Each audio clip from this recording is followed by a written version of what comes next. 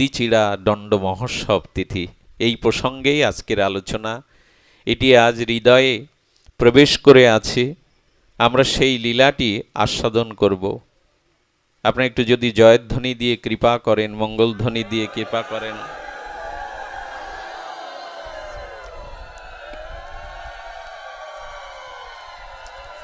কৃপা গুণজ সদ্গৃহ অন্ধ কৃপাদত্ত ভঙ্গা রঘুনাথ দাসম নাস্য স্বরূপে বিদদে অন্তরঙ্গং শ্রীকৃষ্ণ চৈতন্য অমং প্রপদ্যতে। আহা, কবিরাজ কৃষ্ণ গোস্বামী অন্ত লীলায় ষষ্ঠ পরিষদে চৈতন্য চরিতামৃতে উল্লেখ করেছেন কবিরাজ গোস্বামী শ্রীপাদ। তিনি উল্লেখ করছেন, যিনি কৃপারূপ রঞ্জু দ্বারা, যিনি কৃপারূপ অঞ্জু দ্বারা সুন্দর অট্টালিকারূপ অন্ধকূপ হতে, কি ভাষা, গৌড়ীয় শব্দাবলী, যিনি কৃপারূপ রঞ্জু দ্বারা আর অট্টালিকা সম অন্ধ মৃত কূপ হতে ছিল রঘুনাথ দাস গোস্বামীকে কৌশলে উদ্ধার করে প্রেম প্রদান করলেন এবং স্বরূপের হাতে অর্পণ করে তাকে কৃষ্ণ প্রেমভক্তি মাধুর্য ভক্তি অর্পণ করলেন। সেই শ্রীকৃষ্ণ চৈতন্যকে যেন আমি আশ্রয় করি, বারবার প্রণাম করি। কি বলা হলো? কৃপা গুণ সদ্গৃহাদ অন্ধকূপাত। শ্রীকৃষ্ণ চৈতন্য প্রেমাবতার, তিনি রঘুনাথ দাস গোস্বামীর স্বর্ণ অট্টালিকারূপ মৃত কূপ হতে কৃপারূপ করুণারূপ রঞ্জু দ্বারা যিনি উদ্ধার করে স্বরূপ দামোদরের হাতে সমর্পিত করলেন, সেই শ্রীকৃষ্ণ চৈতন্যকে যেন আমরা আশ্রয় করি, তার চরণে বারবার প্রণত প্রণাম করি। শুধু ভক্তগণ, কে এই রঘুনাথ? এই রঘুনাথের পরিচয় আজকের পশ্চিমবাংলার যে সপ্তগ্রামের নাম শুনেছেন আমরা। সপ্তগ্রাম একটা স্টেশন আছে এখন। এই সপ্তগ্রামে হিরণ্য গোবর্ধনের একমাত্র পুত্র রঘুনাথ দাস গোস্বামী। তখন তিনি গোস্বামী নন, তিনি রঘুনাথ। সোনার চামচ নিয়ে জন্মালেন। সপ্তগ্রামের এই জমিদার, রাজাই বলা যায়, কিন্তু তৎকালীন জমিদার প্রথায় তার নিট আয় বাৎসরিক কত ছিল জানেন? হিরণ্য গোবর্ধনের পুত্র রঘুনাথের পিতা গোবর্ধনের আয় ছিল, নিট আয় ছিল বছরে 20 লক্ষ টাকা। ক বছর আগে? 506 বছর আগে। 506 বছর আগে স্বর্ণ মুদ্রা, তখন মুদ্রাটা ছিল স্বর্ণ মুদ্রা। তো স্বর্ণ মুদ্রায় যদি 20 লক্ষ টাকা তার বাৎসরিক আয় থাকে, এখন ওটা 20 কোটিরও বেশি।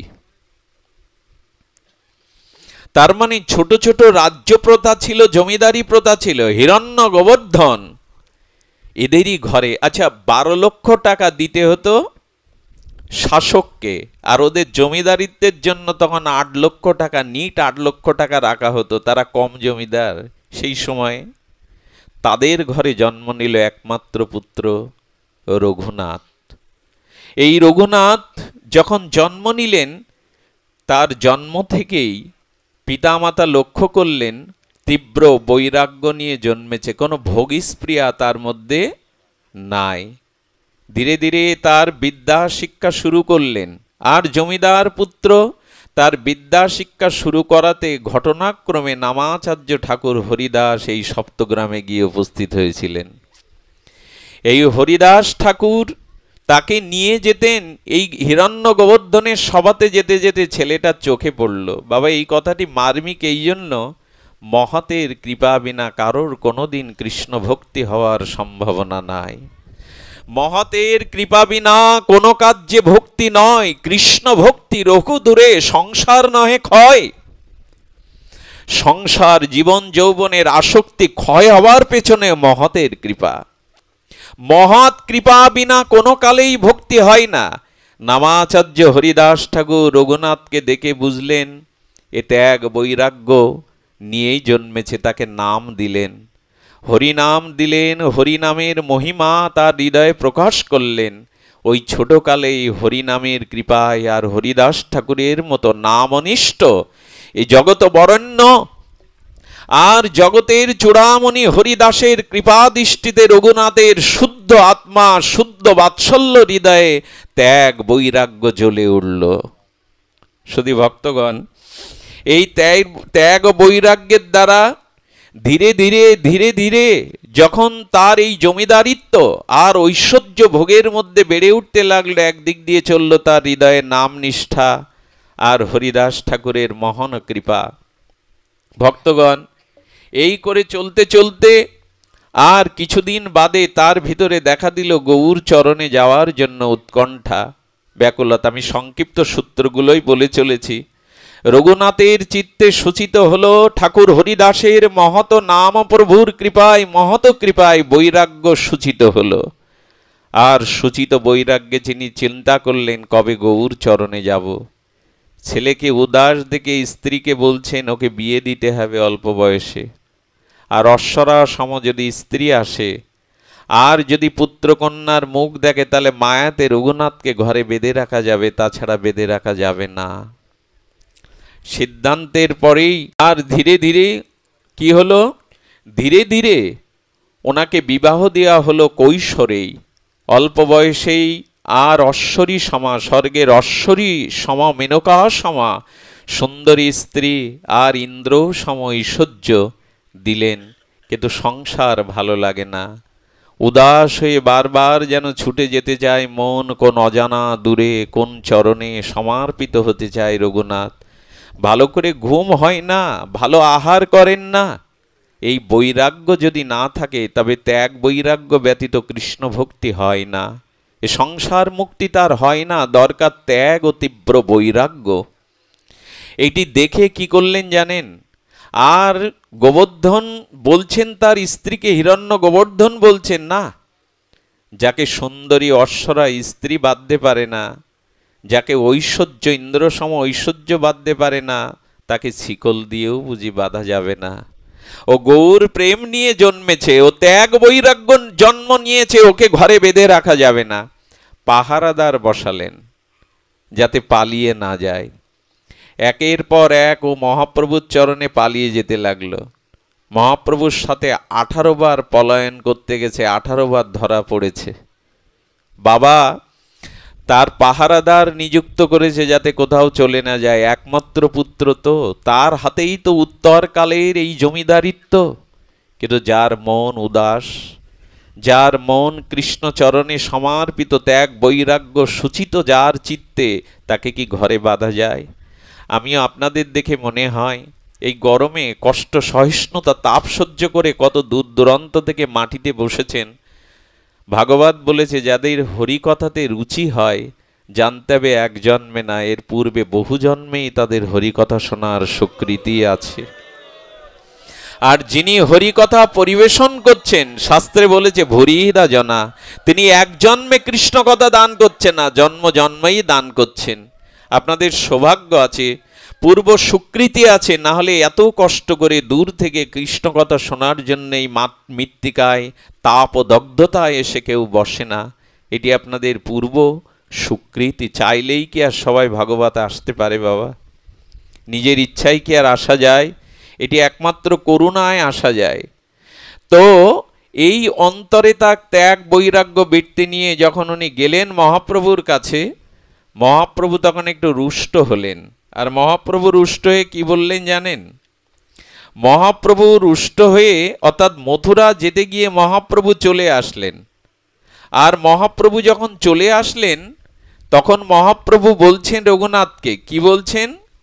মর্কট বৈরাগ্য না করো লোক দেখাইয়া, যথাযথ বিষয় ভুঞ্জ অনাসক্ত। আচ্ছা, কেউ যদি বলে আমার আর সংসার ভালো লাগে না, অথচ বউ ছেলে মেয়ে ব্যবসা বাণিজ্য চাকরি নিয়ে আসে, কথা বলার দরকার কি তোমার? তুমি করছো সংসার, এটা তোমার মনের কথা না, বাইরে বলতে হয়, এসব কথা বলবেন না, জ্ঞানী ব্যক্তি আপনাকে ধরে ফেলবে। সংসার ভালো লাগে না তো করতে গেলে কেন? যা ভালো লাগে না, সংসার কি ধর্ম নয়? গারস্থ কি ধর্ম নয়? বরঞ্চ ভেতরে ত্যাগ রেখে বাইরে ভোগী সাজো। কিন্তু বাইরে ত্যাগ রেখে ভেতরে ভোগী সাজতে যেও না। মহাপ্রভু বললেন এটা মর্কট, বানরের বৈরাগ্য। কি সংজ্ঞা দিয়েছেন মহাপ্রভু! বানরের ঘর নাই, বাড়ি নাই, ছাদে থাকে, গাছে থাকে, আছে কিছু ওদের ঘর সংসার? কিন্তু ওদের মতো মনে ভোগ আর কোনো প্রাণীর, সব সময় ওদের ভিতরে কাম আর কামনা।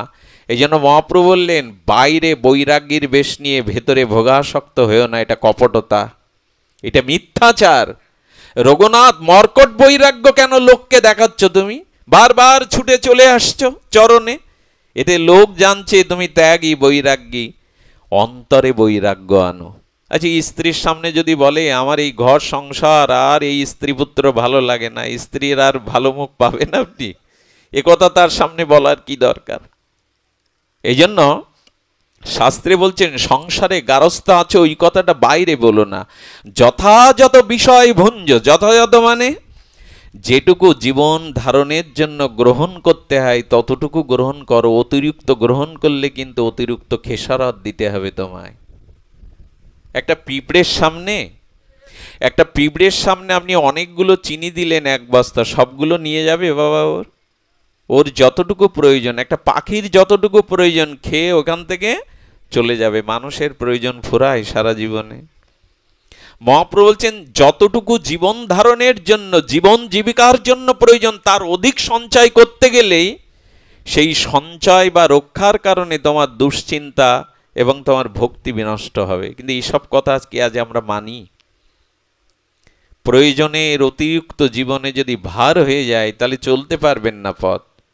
চিন্তা ভাবনা, শত্রুর চিন্তা, বিষয় বাসনার চিন্তা আপনাকে দগ্ধ করবে রাত দিন, ঘুম কেড়ে নেবে, শান্তি কেড়ে নেবে। তাই প্রয়োজনের অতিরিক্ত যা তা মানুষের জীবনে যদি থাকে তবে তার জীবন অশান্তময়, তাপময়, দগ্ধময়, দগ্ধীভূত হবে সে।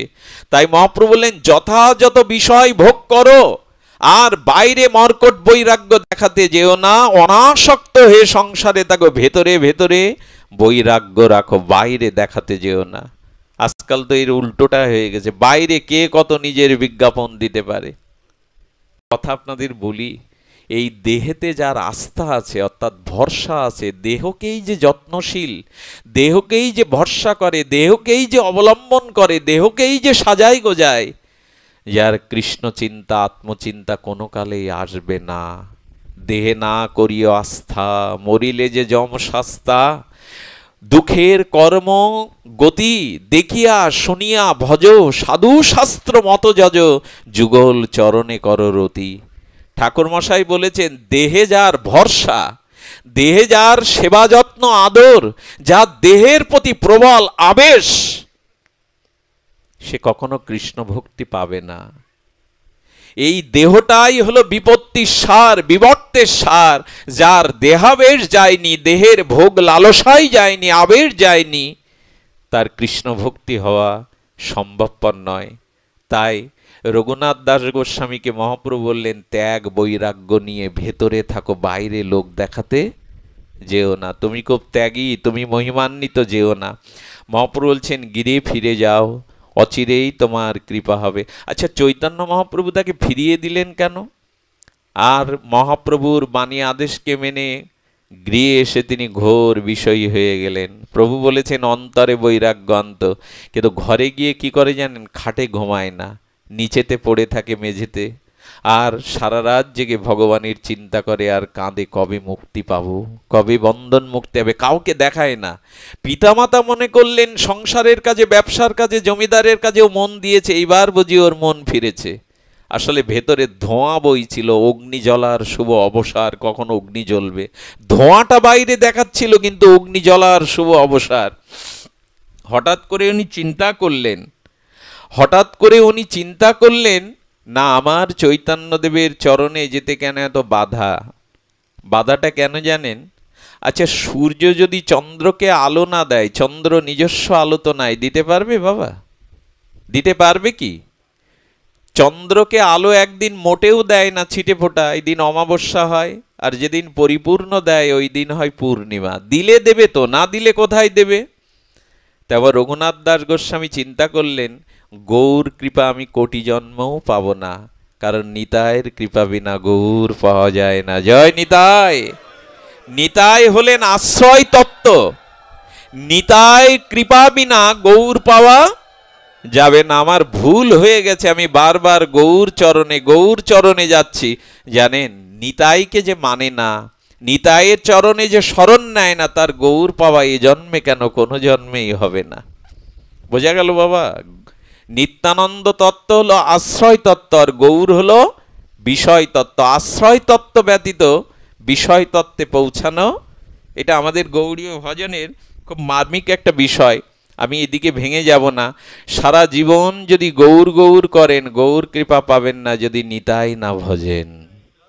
এই জন্য যারা গৌর বন্দনা গান, তারা দেখবেন খুব সুর করেই গান, ওমন নিতাই ভজ, নিতাই ভজ, ভজলে নিতাই তবে গৌর পাবে।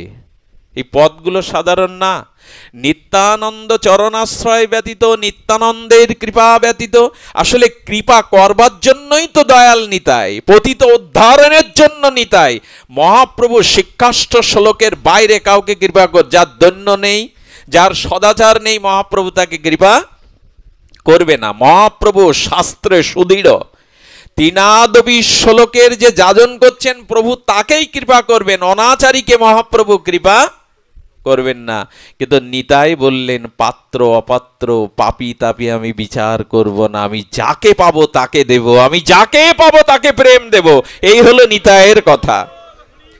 নিতাইয়ের কৃপাটা আমি যাকে পাবো তাকে, আহারে, এই জন্য এটা নিতাইয়ের যুগ। ঠাকুর মশাই বলেছেন, নিতাই চাঁদ বললেন, আমি অত বিচার করতে পারবো না প্রভু, পতিত পাষাণ্ডী দুরমতি যাকে দেখবো তাকে কৃষ্ণ প্রেম দেব আমি। বাবা, এত বড় চরিত্র এই জগতে আর আসেনি। এই নিতাইকে জানেন, ইনি পূর্বলীলায় বলদেব দাতা, ইনি রামলীলায় লক্ষণ, আর ইনি হলেন আদি সংকর্ষণের অংশী। ইনার থেকে গর্ভদোক্ষায় বিষ্ণু, ক্ষীরোদকসাই বিষ্ণু আর কারণবসাই বিষ্ণু, আর এই গর্ভদোষাই বিষ্ণু থেকে সমস্ত অবতারগণ এসেছে। এদেরও মূল অংশী এই সংকর্ষণই হলো নিত্যানন্দ। লক্ষণ কথায় কথায় ক্ষেপে উঠত, আর বলরাম একটু রাগ হলেই হল দিয়েই পুরো দ্বারকাকে ডুবিয়ে দিতে চাইতো। সেই লক্ষণ আর সেই বলরাম আজ অক্রোধ পরমানন্দ হয়ে রক্ত ঝরিয়ে জীবকে জগায় মাদাইকে প্রেম দিচ্ছেন। কত বড় ভরসার সংবাদ! সেই বলরাম লক্ষণ আজ হাতে তার তীরধনুক নাই, হাতে তার হল নাই। জগাই মাদাইকে দৃষ্টিতেই কৃপা করতে পারতেন, জগৎ উদ্ধার করতে পারতেন সংকর্ষণ, কিন্তু মাথার রক্ত ঝরিয়ে জগৎকে দেখালেন, তোমাদের সামনে কেউ না থাকুক, নিতাই আছে, তোমাদের ব্যথা, তোমাদের অপমান সহ্য করেও তোমাদের প্রেম দেবে। মহাপ্রভুকে বলছেন, প্রভু সুদর্শন ডেকো না, এই যুগে প্রেম অবতার তুমি অস্ত্র ধরবে না বলেছ। প্রভু আমি বলছি, নিতাইয়ের কোনো জন্মের যদি কোনো সুকৃতি থাকে, আমি মাদাইকে দিলাম, ওকে কৃপা করো। আহা, এই জন্য ঠাকুর মশার একটি পদ মাঝে মাঝে গুনগুন করে গাইবেন, নিতাই পদ কমল কোটি চন্দ্র সুশীতল, যে ছায়ায় জগত জোড়ায় রে। গাছের ছায়ায়, বটের ছায়ায় দাঁড়ালে ছায়া দেয়, কিন্তু বট গাছ থেকে তলা থেকে দূরে সরে গেলে আর ছায়া দিতে পারে না। কিন্তু এই জগতে যত আত্মপীড়িত ব্যথিত ব্যক্তি আছো, একবার দিনান্তে হা নিতাই বলো, তোমায় ছায়া দেবে, তোমায় প্রেম দেবে নিতাই। আর কি বলেছেন জানেন মহাপ্রভু? নিতাইয়ের মহিমা বলতে গিয়ে বলেছে, দিনান্তে যে নিতাই বলে একবার, চৈতন্যদেব বললেন, সে হয় আমার, আমি হই তার। দিনান্তে যে একবার নিতাই বলে, অভিন্ন চৈতন্য তনু নিতাই, দিনান্তে যে হাত বাড়িয়ে একবার নিতাই বলে, মহাপ্রভু বললেন, সে আমার হবে, আমি তার হব। এটা মহাপ্রভুর কথা। তো সেই নিতাই চাঁদ, তার করুণা আমি পাইনি, তার কৃপা আমি পাইনি। আর দ্বিতীয় বৎসরে এইভাবে বাতুল হয়ে আর পলাতে গিয়ে তিনি কি করলেন? এমনি করে ধীরে ধীরে রঘুনাথ দাসের মনে প্রশ্ন জাগলো, তাই তো নিতাই কৃপা পেতে হবে। ঠিক সেই মুহূর্তে কি ঘটল জানেন? সেই মুহূর্তেও আর নিতাই চাঁদ আছে ভাগীরথী ভগবতী গঙ্গার তীরে, এটা পানিহাটিতে। এই জায়গাটা সোদপুরের পাশে। পশ্চিমবাংলায় যে সোদপুর আছে না, এই সোদপুরের পাশে হলো পানিহাটি গ্রাম রাঘব ভবন। রাঘব ভবনের পাশেই আর ভগীরথী ভাগবতী গঙ্গার সুশীতল ছায়ায় বটবৃক্ষের তলে নিতাই চাঁদ বসে লীলা প্রকট করছেন। রঘুনাথ চিন্তা করলেন নিতাইয়ের কৃপা ছাড়া গৌর কৃপা হবে না। উনি পিতামাতার কাছে অনুমতি নিয়ে সঙ্গে কিছু ভক্তদের নিয়ে উনি চললেন। আর চলে কি করলেন, নিতাই চাঁদ তার প্রিয় ভক্তদের, অনেকেই আছে প্রভুর সাথে সাথে, আছে ধনঞ্জয় পণ্ডিত, আছে সুন্দরানন্দ, আছে আমাদের জগদানন্দ, আছেন এখানে অনেকেই প্রিয় ভক্তগণ, আর উদ্ধারণ দত্ত সহ আর নিতাই চাঁদের প্রিয় ভক্তবৃন্দ বটের ছায়ে আর সুরধনী ভাগীরথী গঙ্গার তীরে বসে একটা লীলা প্রকট করলেন। রঘুনাথ দূর থেকে দেখছেন ও কে, প্রকাণ্ড আজানুলম্বিত প্রেমময় তনু, 1 কোটি সূর্য উদিত হলে তার যে জ্যোতিপ্রভা, দেখলেন নিতাই চাঁদ সেই জ্যোতি আলোকিত করে পাশে ভক্তদের উপরে এখানে মাটির পিণ্ড সাজিয়ে ভক্তদের নিয়ে বসে আর খলখল করে হাসছেন। নিত্য আনন্দময়, নিত্যানন্দময়, আর খলখল করে হাসছেন। এই কলিযুগে কেউ যদি রাধা কৃষ্ণ পেতে চান, সেখানেও ঠাকুরমশাই নিতায়ের কৃপা ভিনা বাই ব্রজে রাধা কৃষ্ণ পাইতে নাই, দৃঢ় করি ধর নিতায়ের পায়। যদি রাধা কৃষ্ণ ব্রজ প্রেম পেতে চাও তবে নিতায়ের চরণ দুখানা দৃঢ় করে ধরো, সে ছাড়া প্রেম আর দন্তে তীর্ণ ধরি নিতাই ডাকে আয়, কে লৌগে কিশোরীর প্রেম নিতাই ডাকে আয়। দন্তে তৃণ ধরে নিতাই চাঁদ নগরে নগরে ডাকছে, নগো রাধা প্রেম নেবে, কিশোরীর প্রেম নেবে, ব্রজ প্রেম নেবে, নিতাই ডাকছে জগৎকে, আয় আয় কে নেবে কিশোরীর প্রেম নিতাই ডাকে আয়। তো কি করেছেন, ভক্তদের নিয়ে বসে আছেন, মণ্ডলী বন্ধনে বইসে নাহিক গণনে, 1 জনে 2 আর এমনি করে বসেছেন। পাশে রঘুনাথ দাস গোস্বামী দূর থেকে লুটিয়ে পড়লেন, কাছে যেতে ভয় হচ্ছে, এমন দিব্য জ্যোতির্ময় মহাপুরুষ দূর থেকে বাবা প্রণাম করলেন। প্রভুর ভক্ত কানে কানে বললেন, প্রভু আপনার রঘুনাথ এসেছে। বললো, ও রঘুনাথ। রঘুনাথকে দূর থেকে বলছেন, কি বলছেন, আয় আয় চোরা, এতদিন বাদে দিলি দর্শন, আয় আয় চোরা। আচ্ছা চোর বলছে কেন, কার কি চুরি করেছে? রঘুনাথ চুরি করেছে কি বাবা? রঘুনাথ চুরি তো করেনি, ডাকাতি করেনি। নিতাই চাঁদ বললেন, আয় আয় চোরা, এতদিন বাদে দিলি দর্শন। নিতাই চাঁদ ডাকছে, চোরা আয়। চোরা বলছে কেন জানেন?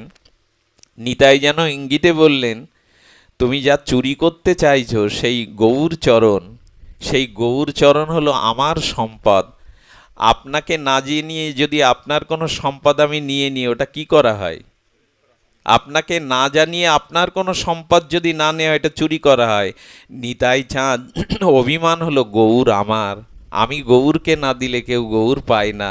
তো তুই আমাকে না জানিয়ে, আমার কৃপা না পেয়ে গৌর চরণে বারবার ছুটে গেছিস, এই জন্য বললেন চোর। তুই আমার ধন চুরি করতে গেছিস আমার অনুমতি না নিয়ে, এই জন্য বলছেন আয় আয় চোরা।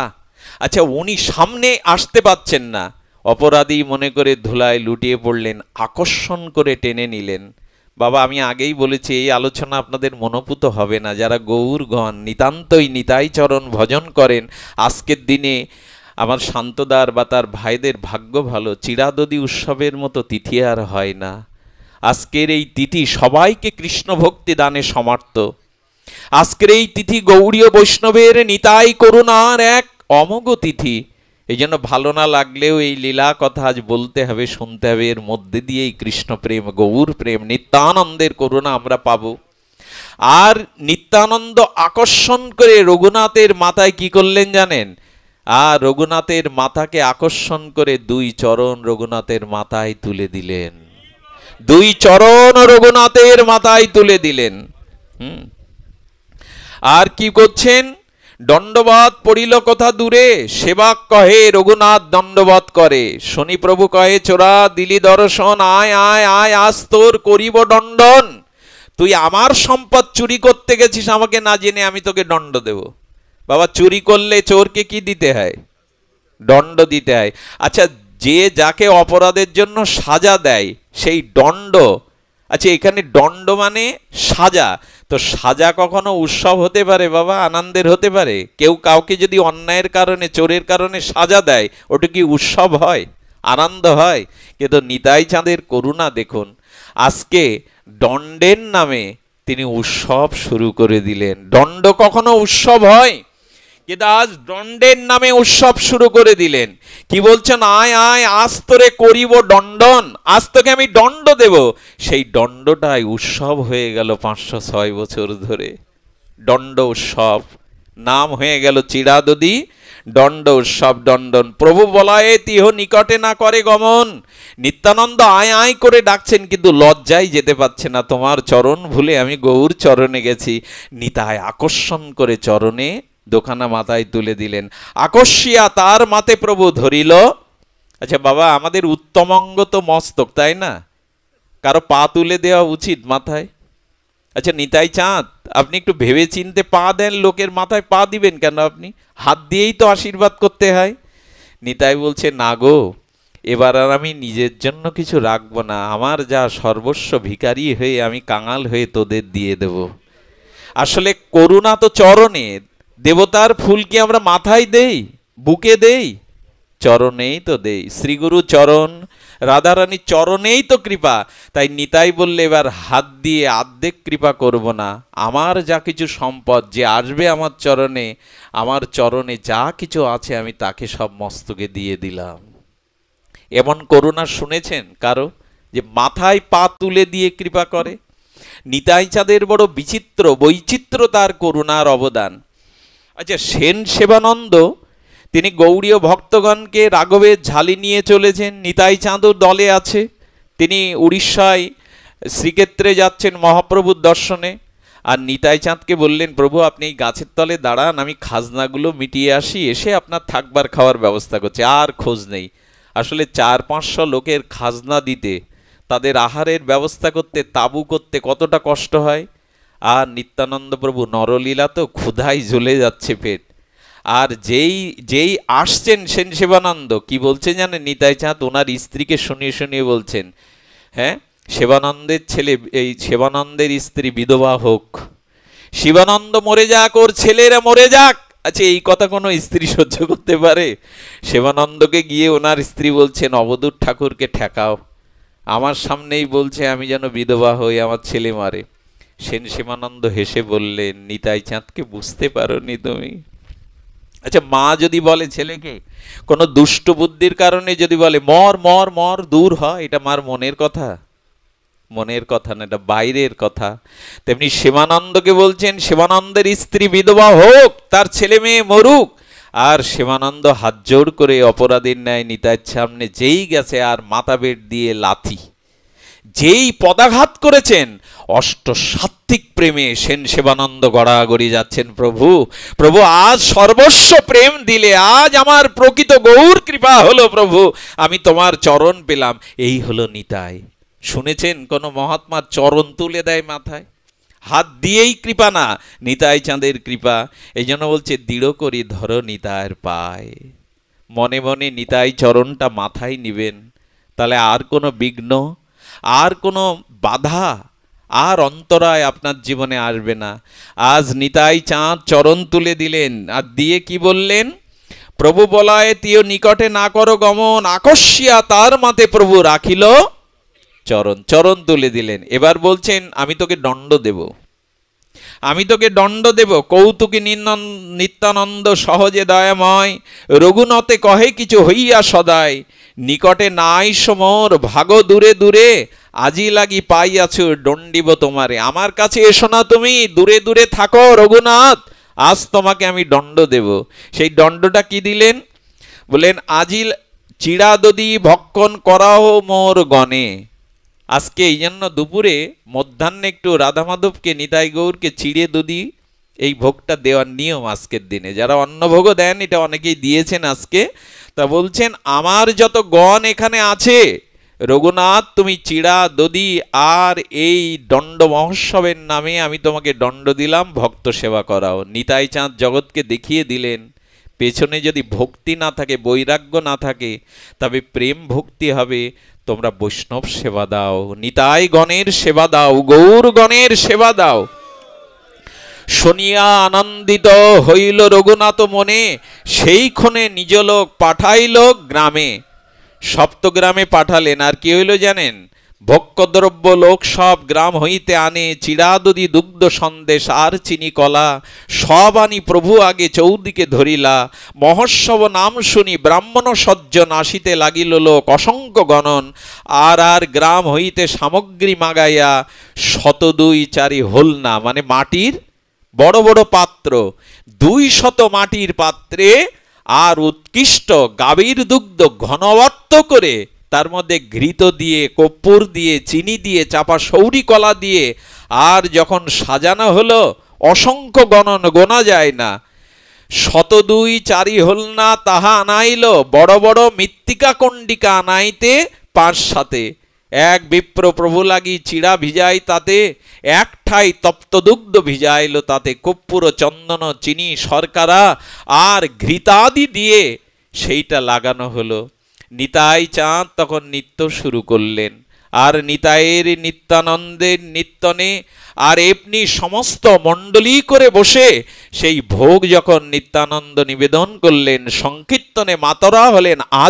আজও এটা হয় পানিহাটিতে, জানেন, যখন প্রসাদ বিতরণ হবে তখন ডাঙায় জায়গা নাই, সব গঙ্গার মধ্যে এই সমান জলে লেবে প্রসাদ পেতে শুরু করেছে। নিতাই চাঁদের করুণার দণ্ড উৎসব, সবাই প্রসাদ পেতে শুরু করেছে। আর কি করলেন জানেন? নিতাই চাঁদ 2-4টি মাটি সেই মৃত্তিকার পাত্রে যখন রেখে দিলেন প্রসাদ, এদিকে নিতাই চাঁদের আসন পেতে পাশে একটা খালি আসন পেতেছেন। রাঘব পণ্ডিত বললেন, প্রভু এ আসনটা কার? বলে, আজ যাকে দণ্ড দিলাম, যার চরণ পাওয়ার জন্য রঘুনাথের এত এত ব্যাকুলতা, আজ আমি মহাপ্রভুকে এখানে আনাবো, চিড়াদদি পাওয়াবো, তার চরণেই আজ আমি রঘুনাথকে সঁপে দেব। রঘুনাথ যে কারণে আজ তার এই উৎসব, আমি তাকে সঁপে দেব। শুধু ভক্তগণ, এবার ভোজন করে কি করলেন? রাঘব বিবিধা চিড়া তাতে ভিজাইল, সকল লোকের চিড়া সম্পূর্ণ হইল যাবে, ধ্যানে তবে প্রভু মহাপ্রভু আনিলা। এই মহাপ্রভু 4টে জায়গা থেকে কোথাও যান না, বলুন তো কোন 4টে জায়গা? চৈতন্য মহাপ্রভু বললেন, আমি এই 4টে জায়গা ছেড়ে কোনোদিন এক পাও এক চুল পরিমাণ নড়ি না। সেটা নিত্যানন্দ নর্তনে। নিত্যানন্দ যখনই নৃত্য করতেন, মহাপ্রভু সেখানে এসে সেই নৃত্য সাক্ষাৎ। তাহলে নিতাই চাঁদের নাচটা একটু কল্পনা করুন তো। নিতাই চাঁদ নর্তনে, শচী রন্ধনে, শচীমা যেখানে রান্না করেন ওইখানে গৌরহরি আসবেই। আর রাঘব ভবনে আর শ্রীবাস অঙ্গনে, আজও নবদ্বীপের শ্রীবাস অঙ্গনে মহাপ্রভুকে সর্বক্ষণ পাবেন, আজও রাঘব পণ্ডিতের শ্রীপাঠে তাকে পাবেন। নিতাই চাঁদ এক মাধবী তলায় বসে কীর্তন করেছিলেন। 506 বছর ধরে সেই মাধবী লতাটা এখন 1/2 বিঘা জমি বেড দিয়ে ছায়া দিচ্ছে, দেখলে অবাক হতে হয়। তার তলে গেলেই যেন নিত্যানন্দের আবেশ পাওয়া যায়, করুণা পাওয়া যায়। পানিহাটিতে রাঘব ভবনে আজও গৌরহরি আছেন। নিত্যানন্দ যখন আহ্বান করলেন, নিত্য কীর্তন করতে করতে মহাপ্রভু এসে হাজির। মহাপ্রভুকে হাত ধরে নিতাই সেই আসনে বসালেন, আর নিতাই চাঁদ বসে চিড়া দধি কলা মহাপ্রভুর বদনে তুলে দিচ্ছেন। নিতাই চাঁদ তুলে দিচ্ছেন মহাপ্রভুর, আর মহাপ্রভুর মুষ্টিবদ্ধ করে আজ তুলে দিচ্ছেন নিতাইয়ের করকমলে, নিতাইয়ের মুখবদনে তুলে দিচ্ছেন। এইভাবে আর হাসি প্রভু করে এক গ্রাস, তার মুখে দিয়া খাওয়ান হাসিয়া হাসিয়া। নিত্যানন্দ এমনি করে মহাপ্রভুকে সেবা দিয়ে চলেছেন। কি অদ্ভুত কথা দেখুন। তবে আসি নিত্যানন্দ আসনে বসিলা, চারিকুণ্ডি চিড়া আর ডানিতে রাখিলা, আসন দিয়া মহাপ্রভুরে তাহা বসাইলা, 2 ভাই তবে চিড়া খাইতে লাগিলা। দেখি নিত্যানন্দ প্রভু আনন্দিত হইলা, কত শত ভাবাবেশ প্রকাশ করিলা। আজ্ঞা দিল হরি হরি করহ ভোজন, হরি হরি ধ্বনি ওঠে ভরিল ভুবন। হরি হরি বলি বৈষ্ণব করায় ভজন, পুলিন ভোজন সবার হইল স্মরণ। এই তিথিতে যারা ভোজন করলেন, হরিধ্বনি দিলেন, তাদের হৃদয়ে গৌর প্রেম সৃজিত হলো। তারা সকলেই অনুভব করলেন গৌর প্রেম।